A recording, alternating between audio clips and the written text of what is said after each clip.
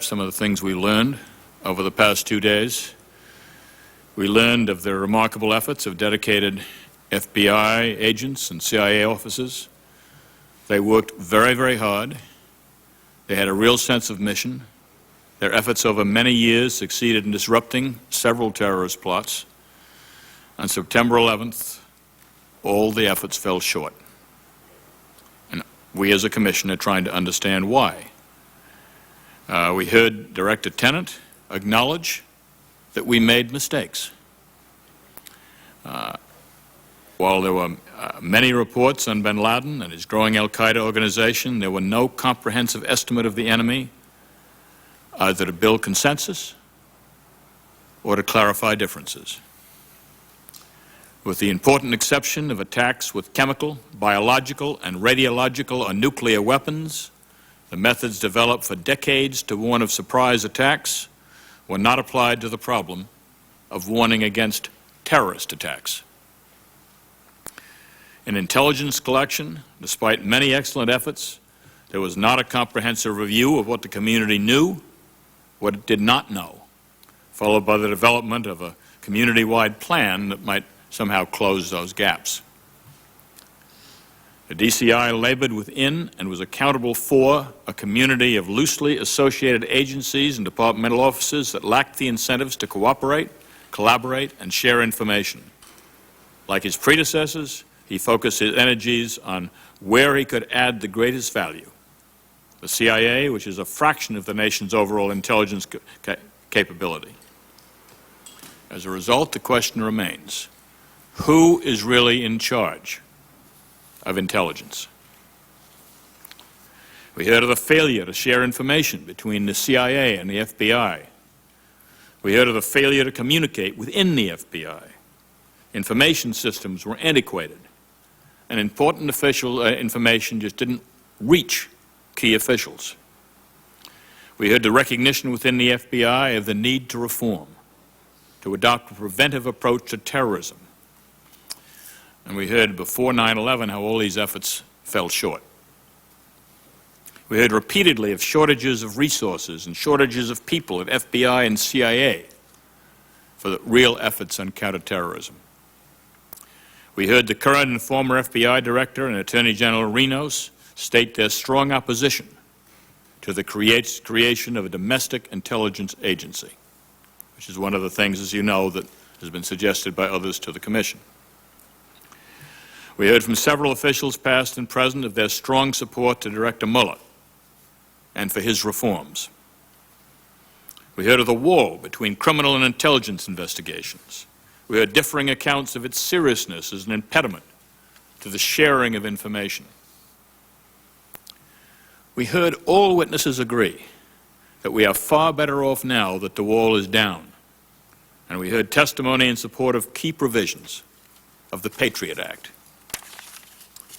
We heard from the former Counterterrorist Center Director that the problem of terrorism is far bigger than the CIA can address.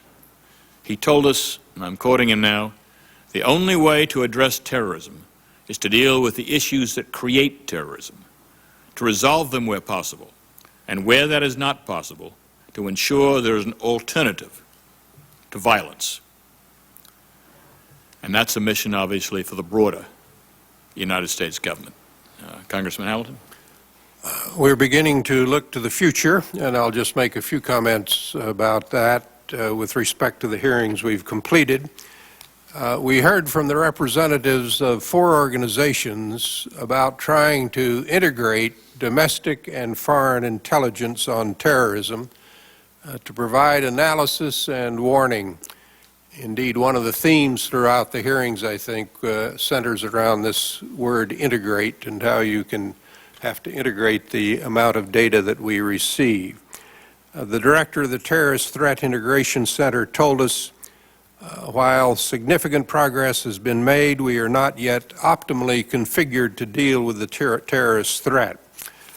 We want to make recommendations that will optimize information sharing and integration.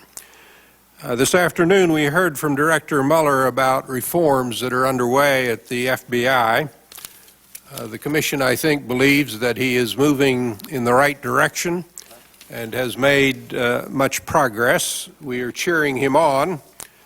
The key question for us is whether he can succeed with the very difficult mission that he has set out, and we have not come to a judgment with respect to that. We had, as you heard, a dialogue with Director Tenet on the structure of the intelligence community and found that he was open to ideas on reform. We may share some common ground with him, and we will want to have further discussions with him about his thoughts. Our sense is that the Commission supports reform of the intelligence community, but we have come to no judgment about the nature of reform that we will recommend. We're open to your questions. Okay, when I call on you, please state your name and your affiliation for the benefit of the people watching. I'll start with Vince over here. Vince Morris from the New York Post. Governor, the President last night said he doesn't think that the August 6th briefing was anything more than a historical account. I don't think it is, and I think I've talked to some of your fellow commissioners who don't think that it was a historical account. What do you think about that briefing? Well, that's a question that will, I guess, finally be answered in our report. We've requested not only that briefing, but one more PDB, by the way, and we hope that that will be released by the White House soon, involving the Clinton years. But I think more interesting to me, honestly, than although it's reflective in your question, is what goes into making up these PDBs. And as we've now gotten to talk to people who give the information that goes on to the President, I think there's a real question in my mind, and I think of several other commissioners, as to whether the President's getting decent information, as to whether the President's getting the kind of things the President needs to make the kind of decisions that the President every day has to make. And one of the questions that's arisen in my mind is, are the intelligence agencies, have they really been serving two presidents properly? Or has there been a real lack of proper information as these presidents had to make decisions? If you don't mind, yes or no, do you think that briefing, which you've read and heard a lot about, is historical? Yes or no? It's a historic document. There's no question about it. But there's a lot of information in there. The briefing mentions airlines. It's 3 years old, 4 years old. But there's a lot of information in there that, had you read it, I think you would be somewhat concerned. Gentleman over here in second row, sorry. I just have a name and affiliation, please. Chris Strome with govexec.com. Just two questions. I'm wondering what you make of the revelation today that George Tenet didn't brief the information on the Moussaoui case to the principals meeting on September 4th. And I'm also wondering, just in general, what challenges do you think you're going to face in terms of seeing your recommendations be put into action rather than just end up on the bureaucratic shelf? Taking the second one first, one of the reasons that we are having public hearings, one of the reasons that our commissioners have been encouraged, actually, to go on shows and to talk about our work, is so that we can bring the public along. Previous commissions have done their work often in quiet and secret or what have you, and then they've issued a report. The report's often been in the newspapers for about a week, then it's disappeared, then it ends up on a shelf, and if you want to find it, you go to a library somewhere. We're working too hard to have that happen, and we think our work is too important to have that happen. So we are trying to bring the public along. We're trying to let people understand what we're trying to do, and we believe, therefore, that when out of a logical result of our work, out of a logical result of finding the story of 9/11, we come up with suggestions and recommendations that will make this country better and safer, that we're going to have the public with us. And we hope in having the public with us that we also have a number of members of Congress who have been interested in some of these subjects for a long time and who have in some cases of some congressmen have been frustrated in their efforts to reform in some of these areas. So that's a long answer to your question. The first question was? What do you make of that George Tenet didn't brief the Moussaoui information to the principals meeting? Oh, well, that whole question of who got the Moussaoui, I mean, the head of the FBI, it was discovered by the FBI, and it never got up to the head of the FBI. I mean, this is one of the prime examples of the kind of stovepiping and problems that we're talking about in the intelligence agencies. This Moussaoui information did not get up to the area and to the level of the people that should have been dealing with it. And if it had, maybe there would have been some action taken and things could have been different. But that's what you're saying is an example of the kind of problems that we see in the intelligence agencies that we hope of now being cured. That was an oversight on Tenet's part to not brief that? I suspect the FBI didn't brief the CIA in much, and the CIA didn't brief the FBI in much. I just don't think I think they were separate agencies, and they went their own ways, and one of the great problems we have, as you know, we've been dealing with in this commission leading up to 9/11, is the lack of the communication between those two agencies. Well, Larry, go ahead. Larry Arnold from Bloomberg News. Governor Kean mentioned that we heard a lot of testimony about that it's good that the wall between intelligence collection and criminal prosecution has come down. That's probably inevitable given the nature of these witnesses. Do you believe there were positive aspects to the wall? And is the Commission hearing from people who might believe that? No. Yeah, we haven't had anything. I don't think we've heard anything with regard to support for the idea of the wall, given the environment that we now have in dealing with terrorism. No, this thing started in the 80s. It was built up in a bunch of court decisions and was added by a number of administrative rulings right up until 9/11. I mean, that wall was right there through two administrations, and thank heavens it's down. Gentleman on this side with the red tie, third row. Mr. Andrew Siff from New York 1 in New York. Somewhat striking that when you had the four agencies, CIA, Homeland Security, FBI, and the new TTIC organization right there, they still can't do a comprehensive search of all the databases, and this is 2.5 years after 9/11. How troubling is that, and is there anything that you're going to recommend which might speed up the technology problems which are still so obvious? I don't think I can prejudge our recommendations, but it's pretty obvious that technology and the solution to the technology problems is part of it. If this country, above all others, with our leadership in technology, is not able to solve this one, then shame on us. I don't know. Well, I think it's obviously going to be a center concern for the Commission. And as I think the Governor and I have said on previous occasions, what you really have here is a systems management problem. And it is a systems management problem of enormous proportions because you get millions of bytes of data every few minutes under our system of collection. Some of those bytes in English, some of them in a variety of foreign languages. And intelligence does not work like a lot of people think. That is to say, you get a single byte of information that reveals the plot. It doesn't work that way. What you do is you get 10, 15, or 100 bytes of information, and you've got to put them together before you understand that there's a plot underway. So intelligence gathering is an enormously difficult task. Systems management is a very big part of it, and I think all of us are frustrated by the slowness of the comprehensive system that you referred to, and it will be a major interest to the Commission. And if you think of these bits of information, some of them come in Pashtun, some of them come in Farsi, some come in languages where we don't, frankly, yet have a lot of people who understand those languages, even working within these sensitive agencies. Michael, right.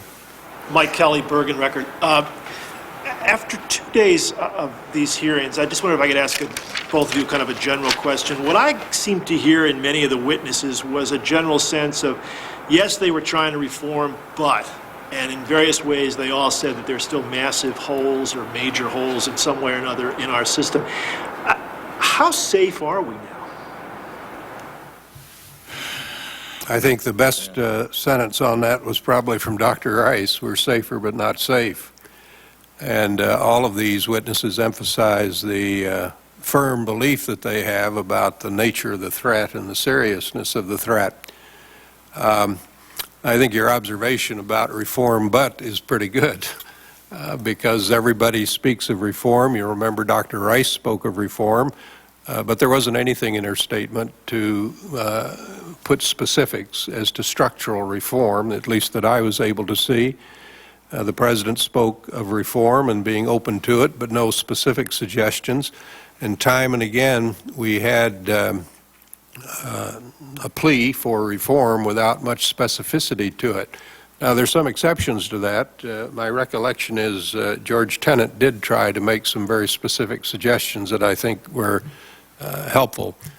But it's very easy to come out for reform, and it's the task of the Commission is going to be to put specificity to that, and that's going to be a major job.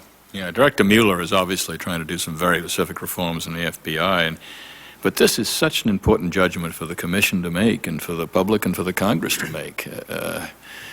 You know, these agencies are the most important agencies in the war on terror, I think. More important than the Army, more important than anything else. Because if we don't have the information, we will never prevent these events and we're never going to win this war. So nothing is more important. So whether or not we can fix these agencies, because they've been broken, no question about it, whether we can fix these agencies and get them to work together and get them to share information, all of that is just absolutely vital in the national interest. Second row. Yeah. Thank you. Evan Whitelaw with U.S. News. The staff statements were described by various commissioners to be an indictment of the FBI in particular, but also an indictment of the CIA. Yet the questioning of the heads and former heads of those agencies seemed relatively tentative and restrained at times. Was there a change in the disposition when it came to questioning witnesses versus the last set of hearings? Were people a little more worried about appearing partisan or argumentative? I don't think so. I think there were some good questions asked. I mean, I can, speaking for myself, I mean, I read the toughest parts of the staff statement to the head of the CIA and then challenged him to answer them. I don't think people were particularly easy on the or the FBI rather, excuse me, but the same kind of thing with the CIA. I think we asked some tough questions today. I think the commissioners had done their homework and done their reading, and I think I learned a lot from the answers to their questions personally. I don't think the chairman and I have ever characterized the staff statements as an indictment. It's possible others have done that. We have not. Let me just say that I think our staff has done a superb job on these staff statements. They're the best single exposition, if you would, of the facts that I've seen, and very, very carefully done. Now, as you heard George Tenet say, he has some disagreements. You can't write 12 single-space pages of this kind of history without eliciting some criticism and disagreements. But my own sense is the staff has done a superb job, and they're a tremendously valuable resource for the members of the Commission and for you, and I think for the public. And Tom and I have heard repeated praises from people in your business, in the media business, thanking us for the quality of those statements. I would second that, and by the way, I never, ever would correct the Vice Chairman, but I'm afraid I did characterize one of those statements as an indictment. Yes, go ahead. Oh, sorry. Molly Hooper, Fox News. Earlier today, House Judiciary Committee Chair James Sensenbrenner called for Commissioner Jamie Gorelick to step down due to her conflict of interest in writing a memo that was revealed yesterday by John Ashcroft, in which she, quote, revealed her actions in establishing the wall. Should she step down? Of course not. It's sort of a silly thing. I mean, that silly statement, I thought. The Commissioner Gorelick has followed the same rules that every other commissioner has had. She's recused herself from everything that had to do with any action she had. Many members of the Commission have served in the government. That's why they're so good and they're so expert in doing their job. They already have knowledge of these areas.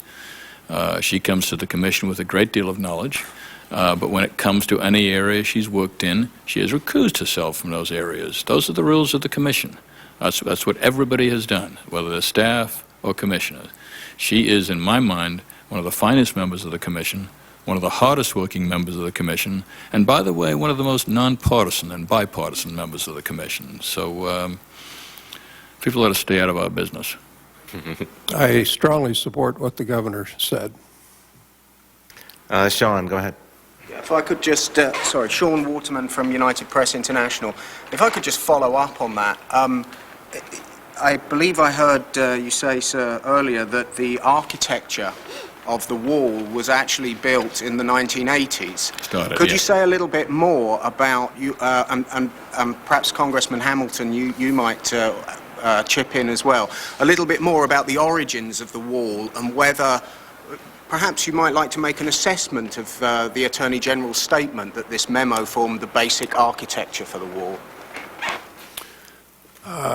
The memorandum, the statement that the Attorney General declassified and submitted to us, we had not seen before the Attorney General appeared. And it is our understanding that a set of rules evolved during the 1980s in which you had this very sharp distinction between intelligence for law enforcement purposes and intelligence for national security purposes. And everybody accepted that. There was no terrorist threat at the time. And you were dealing with a very different world than we have today. In the 1980s, then, that wall was developed.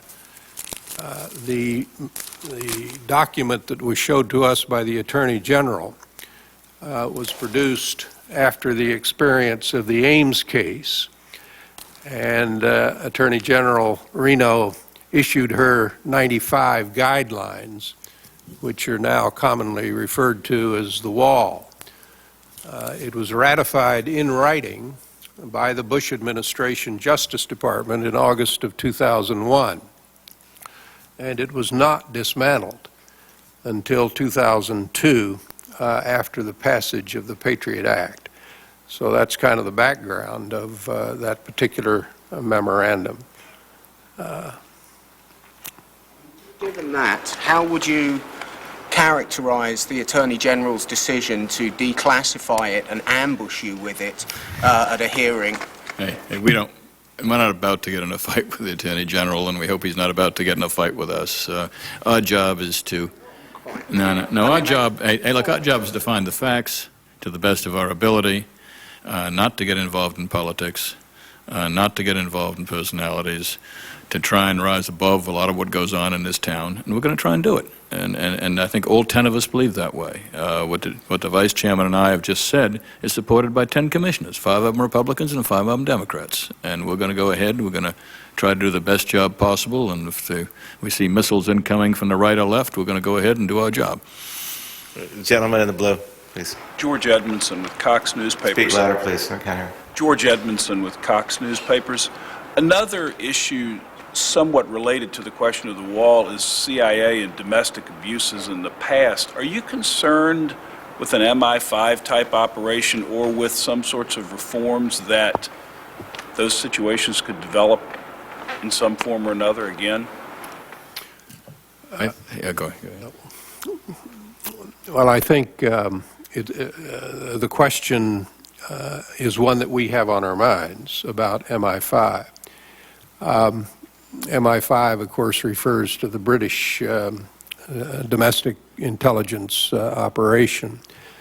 From my point of view, it's terribly important that whatever system you have for the collection of domestic intelligence, that it be done by an agency that has respect for the rule of law.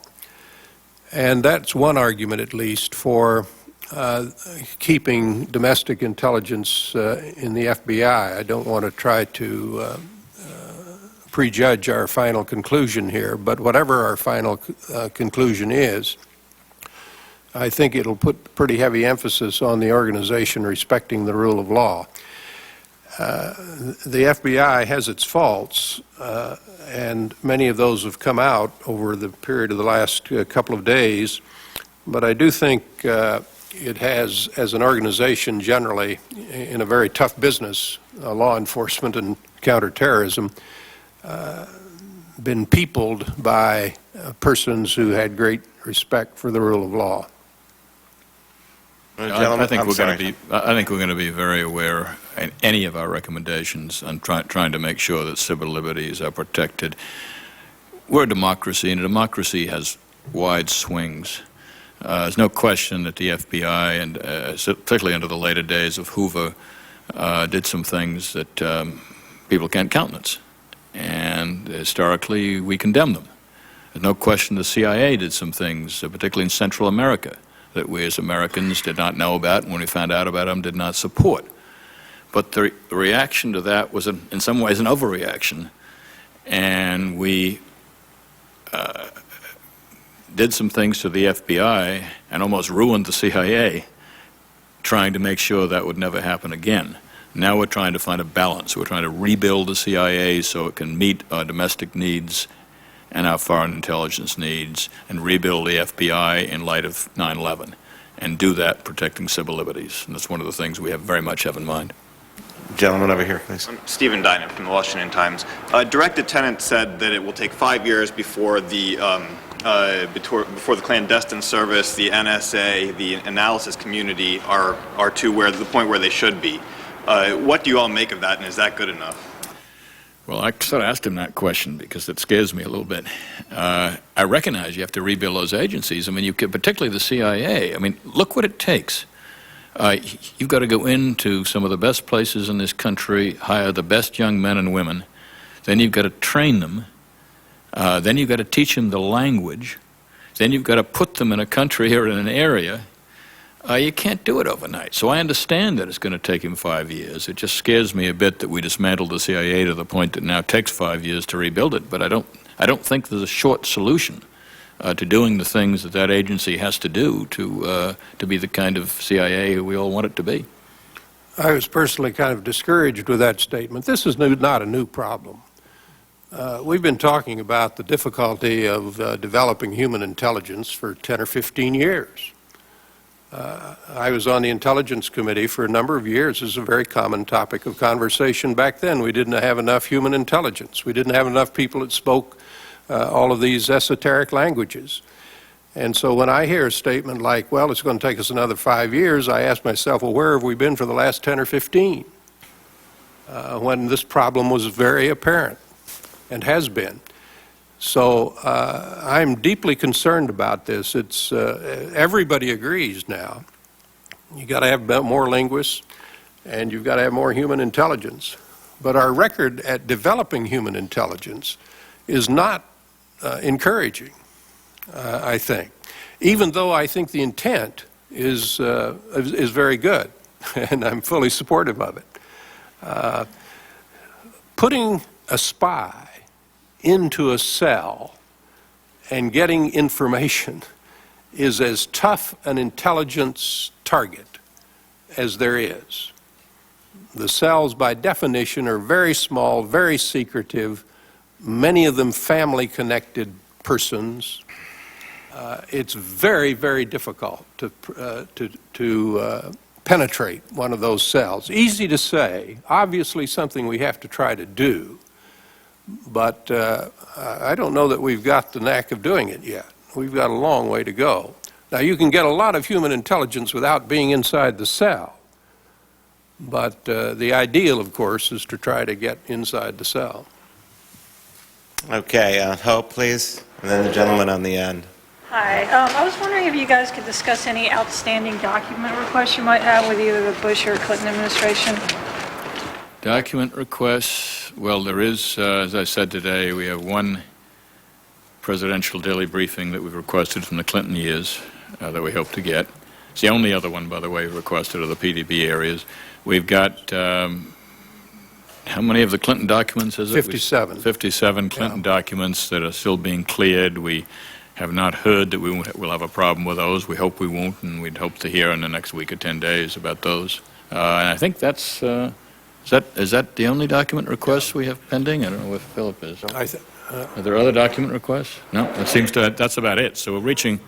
There are some more that are still pending, but most of the document requests have been completed. Yeah, we're reaching really the tail end of that, which is a relief.